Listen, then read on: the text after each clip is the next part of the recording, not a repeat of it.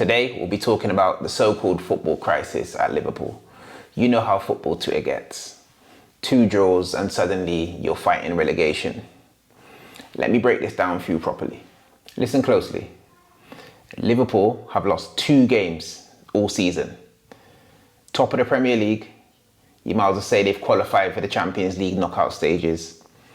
And they're fighting on all fronts domestically in terms of cups.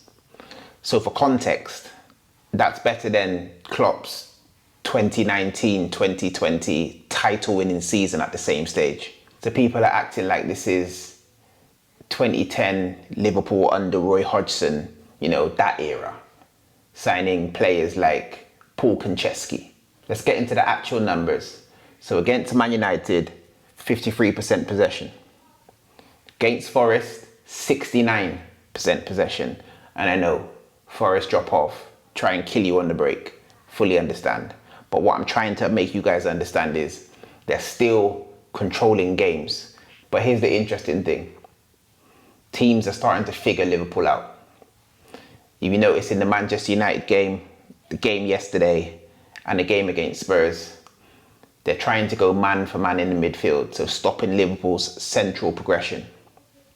It's like when everyone's figured out you could pass to the back post in FIFA 14, teams just generally adapt. And you know what it reminds me of? When everyone thought they figured out Pep's Barcelona in 2011, and look how that turned out. The thing is, Liverpool are still creating chances. At the moment, it's like having a PS5 with a, broken TV. The hardware is fine. It just needs a tweak in the setup. Look at the Forest game. 3 shots in the first 7 minutes. That's more shots than most of us have on a Friday night. And now everybody's talking about, Gravenberch is tired. But let's be real about something. Liverpool Sports Science Department is one of the best in the world.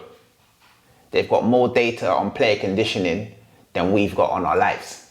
And when you look at successful teams historically, like Ferguson's United or Wenger's Invincibles, they all had mini dips throughout the season. It's just part of the process. The bottom line is, this isn't a crisis in my opinion. Liverpool are still cooking. They just need to adjust their recipe a little bit. Drop a comment below with your thoughts. Is this actually a real crisis? Or are people just talking too much?